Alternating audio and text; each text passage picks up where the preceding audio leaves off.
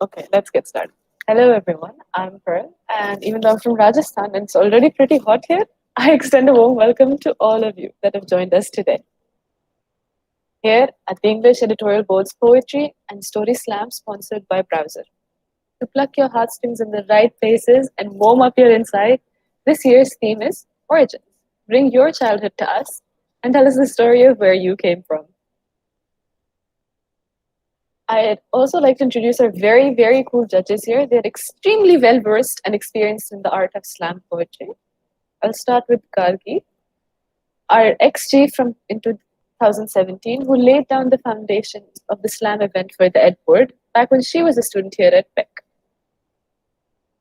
We also have with us Dipti. She's also an ex-chief, and she gave me that little nudge to do slam, which I'm eternally thankful for, by the way. She's also won multiple slam events and was very well established in college MU1 circuits, especially in Chapek.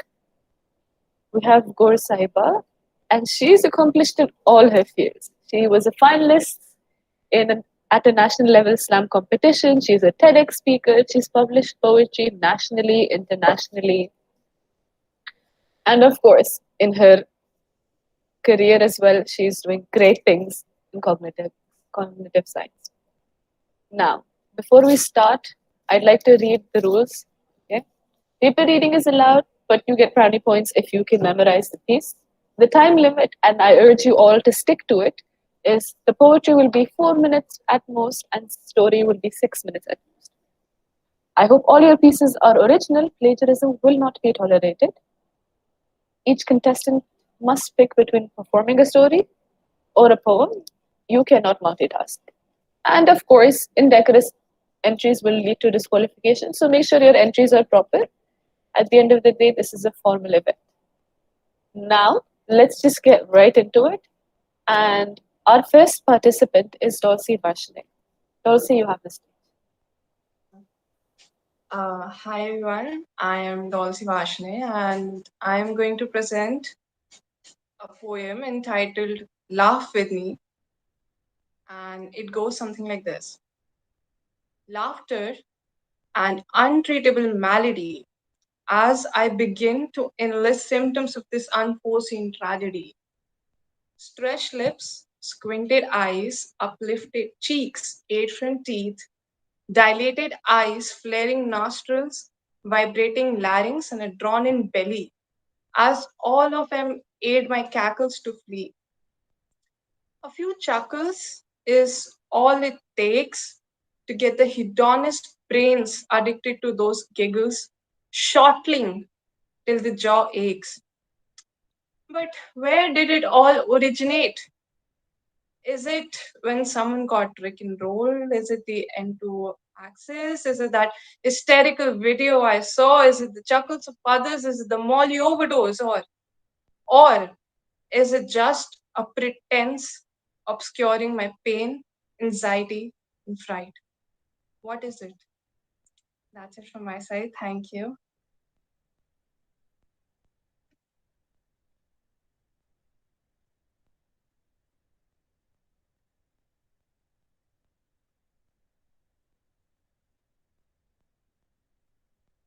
Well, you mute, I guess.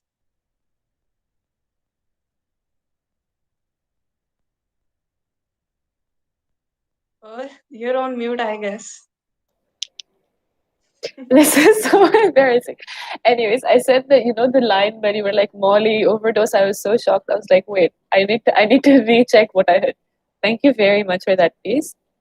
Now, we don't have Shrey with us, so we'll just go to Anna Johnson. Hi, I'm Anna. I'm going to be representing a small story. I forgot to name it, so I'm just going to call it Origins. Afraid of the sun and the boiling sand, the frog jumped into the pond, waiting for his survival to settle. He never knew what home was. He has tested waters for both, knowing unlike the others, he can live on both. What was there a specialty to this, or was he just a prey to both the land and the sea? His friends called him an amphibian. To him, that's just a way of categorizing his unique situation. He knows all frogs lives just like this, but he wondered if the confusion of origin settled on their minds as much as it did on his. There are a million possibilities, he believed. Anywhere could be his home, even the dark caves. He could befriend the bats, it could be his new home, but that wouldn't answer a question of origin. See, a home can be any place that you choose to be in. Any place of your comfort is your home. A home is more meaningless than that. A house is more meaningless than that. It's a physical property, a temporary abode, nothing more. But an origin is your identity. It defines your place in this world. It's a provider of your language and food. But what's his language and food if he was uncertain of his origin itself? He jumped between the land and the ocean with special names and changing habitats, surviving wherever he went, but survival is nothing when your body refuses to live. He's grateful, not a day goes by where he isn't, because unique names bring you up in places and unique lives go above ordinary. But he can't help but wonder what is the price for uniqueness. A life of confusion, perplexity at his own body, his own survival instincts. Is that the price for uniqueness? Land and ocean both propose scary problems to him. Neither one is better, neither one is a good solution to his curiosity, which is why he can't choose one to be his origin. Because then there would be neglect to the goodness that the other has brought in, and it would bring the question if he was a traitor to his own origin. I wish I could write a happy ending to his story, but he is, after all, simply a frog trying to survive, looking for a reason to live. To those who know their origin, they are also looking for the same thing he is. He's not much different. And for the final question, well, there's no answer to that. We are all lost. To those that know their origin, they will lie to. But this world is much bigger than them. There will never be an answer to a question of origins. The only answer that can be true is the one you choose to pick. And he was simply too scared to pick. So, thank you. Thank you. That resonated so much. I think everyone here is, just started college, or except for our judges, we just sort of all started college, and we're just trying to find where do we fit in into this new space that we've just come into. So I think it resonated with all of us, unless someone would like to say no, it didn't resonate with me. So okay, good. It would have been embarrassing. Alab, do you want to follow up? Yes. Okay. So, hi everyone. Today I'm going to perform a poem. It's called Natsukashi. So, here I go. 20 years it's been since I was back at this place. I pushed the gate with an uncharacteristic haste. My steps are short and quick, my eyes darting all around. This is not like me, I say to myself. It's been 20 years since I was back at this place. Standing in front of the door, I take a deep breath. Then I turn the knob. Inside I step. Welcomed by dust and furniture covered with tainted white cloth, I take a breathless breath and start to move about. The dust doesn't bother me. It has a familiar scent. It swirls and floats. It settles on my face. Yet I don't frown. I wonder, why is that the case? This isn't like me, I say to myself. It's been 20 years since I was back at this place. I move around, springs in my feet. Room after room I go, excited about what they'll show. The hazy memories lying in my brain, they come to life as little by little everything is taken in by my eyes. I move towards the backyard at the far end of the place. When on a hanging broken mirror, I catch a look of my face. There's a glint in my eyes, and my face, it holds an unmistakable mischievous smile. Who is this? I ask myself. It's been 20 years since I was back at this place. Stairs lead down onto the backyard grass. I stand there. I count them to be three. I start, intending to walk down them, but instead I jump and land on 2 feet. Onto the soft grass, spread like a soft sheet. Then it hits me. I suddenly realize who I was being, why there was a glint in my eyes. It was the kid in me. But how could it be? He was supposed to be dead. The kid from 20 years ago, I thought he was no more. But this place, his home, where restlessly, with mischief and joy, he used to roam. It jolted him to wake, with all of his so very characteristic haste. I lie on the grass, soft and crisp, and I let go a huge sigh of relief. The kid in me is still alive. I am the kid. I say to myself. And I'm so glad that even though it's been 20 years, I am finally back at my place. Thanks. Thank you so much. Yeah, that was so nice. And it was such a happy piece. Usually people write about their childhoods and there's lots of despair there. So it feels good to hear something upbeat. Uh, can we have Sarah? I love your background, by the way. So Thank you. That's what my room looks like. All right. I'm Sarah Sharma. I'll be presenting to you with a poem named Phoenix. Um, I die and I'm reborn. So where am I originated from? I search and I'm lost. Time as its cost. As the cycle moves on, I face the storms. Like the phoenix with its song, I'll be reminded that I'm strong. I'll be reminded that I'm strong. From the ashes which I'm bound, I'll burn, then rise from the ground. I live while I'm around, then be killed without a sound. So the next time I'm reborn, that's where I'm originated from. As I'm reminded that I'm strong, I'll be singing a song where I'll add to the lyrics how I am a phoenix, how I break and I remold, and then I struggle to have a hold. How different threads that I wove, different colors that I chose, faded with their glow and broke with a blow. But nonetheless, I fly till I can't anymore. Eventually, I die. Before I abode, and yet again I'm reborn, another place I'm from. The darkness and the depth, the few measured steps, the wind and the breeze, the moments when I breathe. I take a few leaps, define my own creed. I soar and I fall. I go through it all. And repeatedly, I am reborn. Where am I originated from? Repeatedly, I am reborn. There are a lot of places I'm from. Thank you. thank you. Oh my god. Yeah, the phoenix has been used over and over again, and yet every time someone uses it, it feels anew. It feels fresh. I won't comment more, so because the piece is too beautiful. We'll just dive right in with Sharon. So, hi everyone, I'm Sharon, and I'll be presenting my piece which I've entitled as Her. Would you mind if I spoke about this little girl I know? Would you mind if I ranted a little about her today? You see, I have always heard and read stories of all these people that have grown to stay safely in my heart.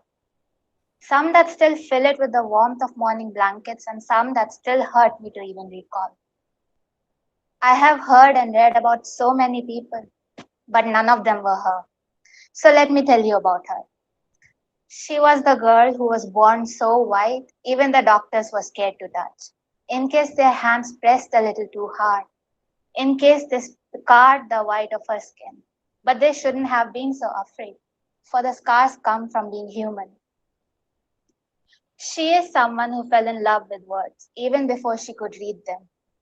Spent hours trying to perfect the curves of her A till the moon came up and mom took her pencil away. She used a lot of colors in her notebook, even when the teachers told her she didn't have to, because she wanted the pages in front of her eyes to be as colorful as her mind. And she always drew the sun in between the mountains, because she thought they would be lonely apart. She would buy every sort and every shade of color because she never wanted to run out. And keep this a secret, but ever so often she'd stay up at night to read and write, creating and bringing imaginary people to life, sometimes even lending roles to the people she knew in real life. So it didn't matter if the cost of those fun were the craters under her eyes. You see, over the years, time turned that little girl into me. And while many tried to tear her out of me, none succeeded. And now her skin carries the scars she's trying to love. Even though she stopped coloring everything she can, her mind still remains just as bright. She still loves colors. She still writes. and she still sketches. You see, I loved knowing her, picking apart the words of all the unfinished stories she wrote in those discarded diaries every night, leafing through pictures of her smiling face and caressing the art she had made. You see, I loved knowing her, but now I wonder if she would love to know me too. Thank you. Thank you. Everyone's childhoods are filled with colors. It's just about when we decide to stop coloring everything in, like you said. Such a true piece. Um, so I've been told that we have someone really expert that wants to perform. Of course, Saiba, and no pressure on the rest of us that are going to perform afterwards. So, why could we like have your piece now? Hi, I thought that I would not be performing. I specifically told that, but it's not an issue. I was told that you are performing, so like let's hear it. I think I'll perform like a very small piece that I actually just wrote 3 days back. So it's really tiny, it's really small. And the reason I'm performing it is because I don't want to bore the contestants, because I know how like your hands get cold, you get anxiety, you get all like, oh my god, no, and then be like, okay, jaldi bolo, khatam karo. Like I know exactly how it is. So which is I was like, I'll perform in the dead end, but now it's midway. So okay. So this is actually an ode to people who tend to leave their creations midway. And now that I know, like in this small Google Meet room, everyone does write, or I'm sure like some form of creation takes place, and I have the tendency of leaving it midway. Like I write 2 lines and then I'm like, chodo kabhi aur, and then that kabhi aur never comes to me. So I thought that the process of anxiety that takes place, let me just write a note to that. So it starts like this. I won't be a good mother. I won't be a good mother. I abandon my wailing poems midway. I abandon my wailing poems midway. Some broken sentences, some nonsensical emotions, and some premature newborns in the shape of 2 words. I abandon them the second they become overbearing. My peak experiences transformed into anxiety triggers. I won't be a good mother. I won't be a good mother. I believe I'll come back for my neglected poems one day. I'll rectify the spaces, heal the awkward gaps, and make up for the lost time. I refuse to birth more. I suffocate ideas. Before I get to a sheet, and I nurture, will this be good enough at conception? I won't be a good mother. I won't be a good mother. Ignorance is the only form of devotion I know. I won't be a good mother is the reason I fostered this one on the go. Yeah, this is just the smaller poem that I wrote. Yeah. Oh, bravo. Well, it's very obvious why you're on the other side of the panel. So sweet of you. I love the way you anchor, by the way. Just love your energy, and I love how beautifully you have such a lovely comment to give on everybody's poem, and it's so perfect. Like you have such a sharp. I don't know, like you just observe the perfect thing and then you just comment on that. So I've just been observing ever since the start. Perfect anchor I've ever seen. Like brilliant, brilliant. I am beyond flattered. Beyond flattered. So now, no stress for the rest of you guys that are performing. You don't need to live up to those expectations. Hopefully, please don't. So Atulya, why don't you show us your Yes, thank you for throwing me off that cliff, but all right. I'm going to be performing a poem called Stories. Putting my origins into a rhyme feels like reading Once Upon a Monsoon Time. A book by Ruskin Bond, my first novel. I still have it collecting dust. Roald Dahl's work came next, painting pictures with his text. A kid's wild imagination captured prose so pretty I'm moved to rapture. Feynman, Stein, Riordan, Rowling kept my book collection growing. Physics, horror, and fantasy fiction. My set was the Jack, master of none.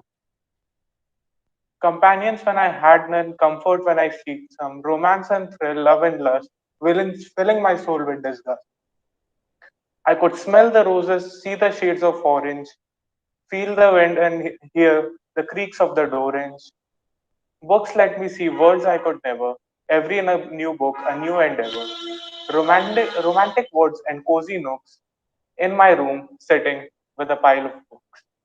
Thank you. Thank you. Yeah. Reading really offered all of us an escape here, didn't it? From Rick Riordan to J.K. Rowling, although, well, J.K. Rowling is a very good author. So, who's next? Drew. Drew is next. Hi, Drew. Hi, am I audible? Yes. Okay, great. So I'll be forming a poem, and the title of the poem is Pygmalion. My existence began from the wombs of Mother Gaia, a single titanic lump of rock, purposeless, destined to lie in wait for the day when Tartarus consumes the world, counting each second as it slowly passes by. Then one day, hope. But hope comes with pain. Pain that I felt was mercilessly severed from my mother. Hope brought me out of the shackles of monotony. I felt the world move around me, not knowing where it will stop, what my future will be. How shall I spend the next epoch? Staring at open seas of Poseidon, or waiting in a dark corner, feeling the power of Kronos. Suddenly, the world stopped moving. I was put in front of my benefactor, who was to change my destiny. Pygmalion, oh Pygmalion, how you danced your way into my existence to make me feel desire. You chiseled and broke the flaws that I had and left me with purity. Purity of soul that you created with every chip of stone you removed from my person. Day in and day out, you worked the magic you were born with. Your imagination brought to life on the canvas that was me. My eyes made of pearls, my hair made of the wind, my touch made of immortality. I am made. Now I pray. I pray to you, O Almighty Aphrodite. I wish to exist, not as a mere art of stone, but as an art of the gods. Make me a mortal, so I can spend a blink in the eye of infinity with the one who changed the threads of fate I was born with. Let me be with the one who painted me with his dreams and desires of his heart. Let me be with the one who I wish to forever hold in my hands and cherish till the sun extinguishes its last flame. O dear goddess of love, let me be with the one who named me and my existence. For I am no longer the rock that was born through Gaia. I am sculpted, renamed, and reborn. I am Galatea. Thank you very much. Thank you. I like how we were talking about Rick Riordan and then we just moved into a piece about ancient Greeks. That was cool. And also the way you recited the poem, the way you said it, added so much more depth. Oh, it was lovely. Okay, well, last but not least, I will go because I am also a participant and you have to hear me for a few more minutes. Okay. In the dredge of the everyday grind. Oh, my piece is called My Yellow House. In the dredge of the everyday grind, I paint my little house yellow, planted some bulbs with the memories of first day of kindergarten, where I scraped my knee. Very cliche, very me. I planted some blooming tulips with the memories of what became my last day of 12th grade, where I scraped my knee, ending it just like how we started it, embarrassingly. I dusted off the cobwebs of forgotten toys, assembled a shelf from the vines of the graveyards, where I handled my first buzzing honeybees. The combs filled with opulent golden honey, I swirled the wood stirrer and it dripped wonder-struck, innocent joy. I organized the books that told my story. The story of how I was always late to class, of how I only studied the night before exams and found that it was too much work, of how whenever my friends and I talked about someone seated on that sloped ledge, that one particular ledge, they would always appear. And yeah, we tried to talk about celebrities, but they never appeared to no avail. Of how I lost 10-1 in a football game and vowed to turn around the score next time. How I played volleyball for years straight, which made my fingers curve unnaturally. But it's a small price to pay. I unboxed my vanity, the tacky orange comb worn with use from all the times my dad oiled and braided my hair, the out of place comb to annihilate my brother at Atlas. I brought my brown cushioned vanity chair and sat on it for maybe the first time in forever. Usually it was covered with a mound of excuses. Why I didn't do my homework, why I didn't do my chores, and more often than not, both. I fixed the curtains to shield me from the bright sun of clean air. Traditionally, sun could have helped us bake our pottery, if I can call it that. See, it was clay, water, a wheel, and lots of dirty, messy fun. But we used an oven instead that burned off our anxieties and stresses as fuel. Hung the spills of my heartbreak and betrayals as abstract art that I paid for with endless sleepless nights staring at the neighbors' fairy lamps, begging for that brightness in my life. But now they had that touch of grace, of culture that the house needed. The little yellow house, finally my little yellow house. Now during the overcast gloomy skies, I'll invite you into my abode. In Hindi, if we are close. In English, if we've just met. In Arabic, if we have an unexpected connection. In French, if I'm tipsy and I can't hide it anymore. I'll offer you fresh soup, warmed by our connection, by our conversation. On fera la bise and I'll bid you adieu, knowing that maybe someday you'll show me the roots that guide how your soul now grows. Till then, take this umbrella of our friendship and don't let the rain of responsibilities lead you out. That's my piece. Since I'm also an MC, I'm going to say like, oh my God, it was amazing. How did you do it? And now the stressful part, where we have to wait a while to hear the results, but at least they're almost immediate. So we'll pause our stream for how many minutes? A while, and we'll all just stay here. And the judges, I'm sure you've gotten a different link to join, right? Yep, it's right there. So the judges, you guys can join that link, discuss amongst yourself who you like, although I'm pretty sure it'll be a very hard job.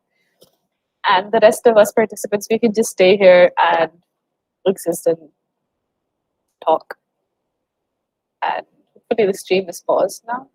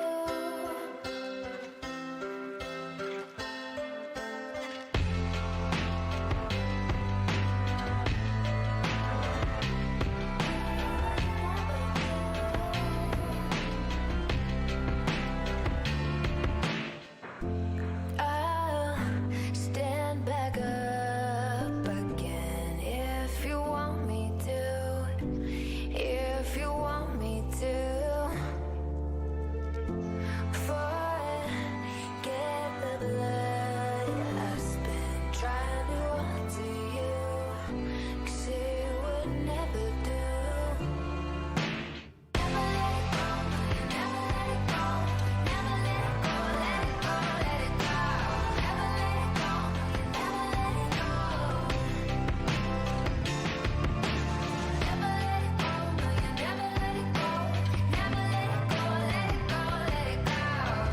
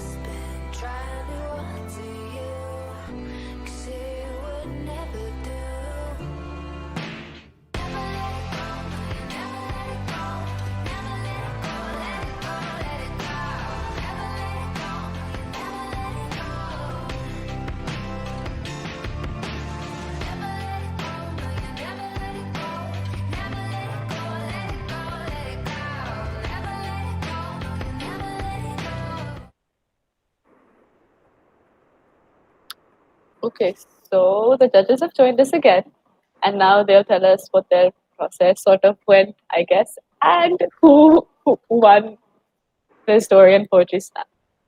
The floor is all yours.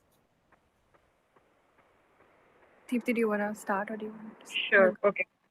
So, uh, so I'll start off with it was a great, competition. I loved. I think the three of us were really confused about who to give the prizes to because almost like there was something so amazing about each of your, written pieces or the way you performed or your expressions or the timing of the performance. Like there was something so good in each and every piece. So I mean, I know a lot of judges say this, but for us, truly, it was a very tough decision about how to give the prizes because everyone was just so amazing. So we can definitely talk about each of your pieces in detail if you want, but for now, I think we've decided to give five prizes. There are three, the first, second, and third, and then there are two consolation prizes just because we, I mean, the work was so good. We just had to honor it in some way. So, Gusaiba, do you want to start? Yeah, I mean, it's really breaking our heart that they're like we can't give it to everybody, but then the reasons to like not give it are so like they're extremely minor. They're things that you can very easily work on, and it's not like something really severe. Ki, oh, you need to increase your content, you need to improve your diction. No, it's none of those things. It's just like timing or going slow or pace because since you guys were really kind and you already chalked down the parameters for us, so then the parameters are have been the deciding point literally. Like I can't, I mean, I shouldn't say this, I know most of, I mean, I think all of you are in the engineering college, so वो point वाला number पे ही आ जाता है at the end of the day, and unfortunately that is what it has again bottled down to. So I'll start with the third prize, and then I'll also mention the second prize. The first prize would be Deepti's department, and that's how we've divided the work amongst ourselves as well. So the third prize goes to two people whose poetry was brilliant, and someone else's wasn't a poetry, but it's Anna and it is Alab. So you guys have gotten the third prize.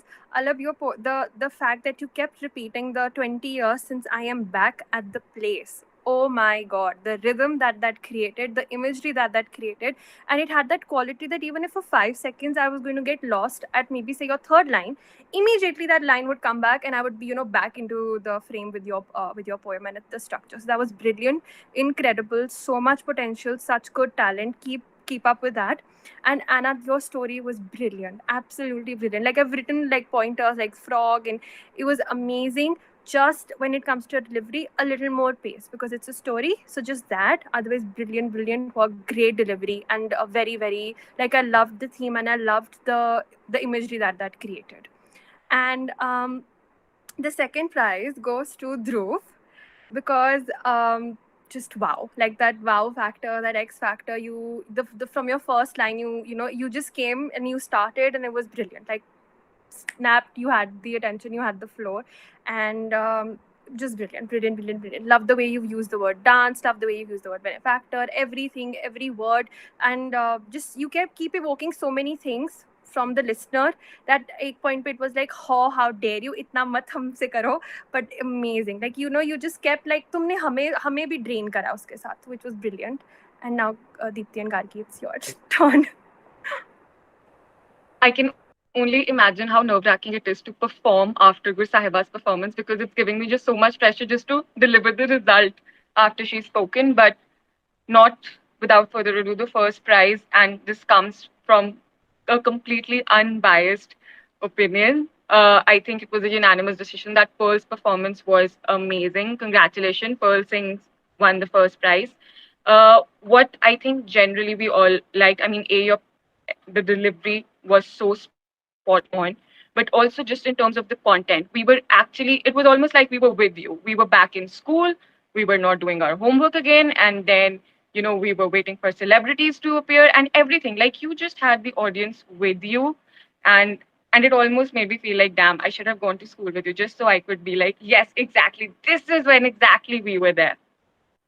So amazing performance, and that's true for I think everyone. But for your content, I was just with you all the time. And now over to Gargi. Okay.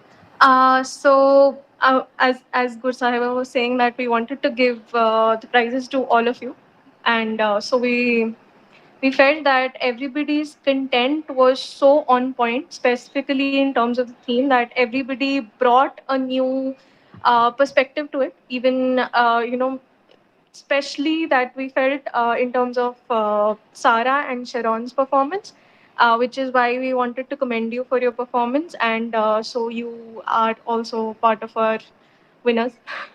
And I think yes, that's the extent of our list. And so in terms of talking about Atulya and Dolce, we felt that your poems again brought a new perspective and were very evocative.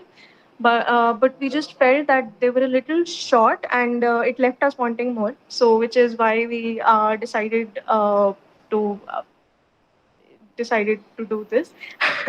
Okay. Anyway, Yeah, uh, Wanted to add like a very small thing for Dolce and Atulya, because first of all, if you guys need to like keep writing because you're brilliant writers, and the way that the Molly overdose, like you had those words, okay, and Atulya, you were talking about reading. I mean, which person is not going to relate? And this is I quote Deepthi when I say this. Deepthi was like, I wanted more. I was like, yes, this is the teaser. They're gonna give me more. And वो इतनी एक होता है कि तुमने limit cross कर दी, but sometimes your performance is so brilliant that no one will forgive you for crossing the limit, you know. And as people who are readers and writers, we understand that limiting something, especially to something like time, which is maybe a human-made, man-made construct, is unfair to art. That's something that that they're not very compatible. So we understand. But it was like you just gave us this teaser, and we were like, oh my god, abhi aayega, abhi aayega, abhi aayega. But brilliant work nonetheless. But just thoda sa, like maybe just increase. Don't if like I'll be very honest with you, if suppose you've written a piece and you've reached a point where you don't think that you can increase the length of your work, because that also happens, you exhaust your resources, you exhaust your mental, like whatever the frame of mind you're in, then when you deliver it, the way you read it, try to add gimmicks or try to read it at a pace where you can prolong it, where you can reread a sentence, where you can look look for a reaction. You can be like, oh, okay, yeah, Sharon is looking at me, her mouth's open, okay, now I'm going to be like, yes, and then someone else smiles. Look at people, wait for their reactions, play with their emotions. If your piece is small, then your audience becomes part of your performance. So do those things, like just 30 seconds more, and you would have ended up putting us in even a tighter spot than we already were. So Dolce and Atulya, please, like, just thoda like expand it, and that's it. Like, content is brilliant, delivery is brilliant, and that's what I think everybody. And the way Gargi said that, the fact that you all stuck to the theme, and at the same time you were so different, and even if you guys were using words and using like, Phoenix, the way Paul said, that is something that has been, someone could be like, oh yeah, kitna overused hai, but no, that was such a brand new flavor, that was such a brilliant, the an imagery that came our way, especially your last line was brilliant, absolutely brilliant. And Sharon, with you, like the way you use doctor, the way you use art, the way you wanted to talk to the kid and reach out to the kid again, there was a very, you played with pain, but with a very subtle way, like very very subtle, like you just flirted with the idea कि मेरी poem में pain है, पता नहीं चलने दिया, but थी, and that was really really really nice. So yeah, that's I it's good.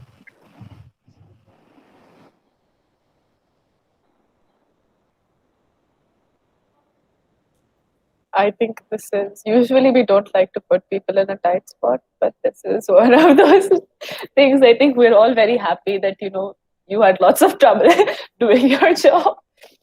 Maybe you can call us scared now. Anyways, thank you so much for joining us, and thank you everyone for participating. It was lovely hearing everyone. The pieces were fabulous. My day has been made, even though my week was really, really long. My weekend, at least, it ended on a sweet note.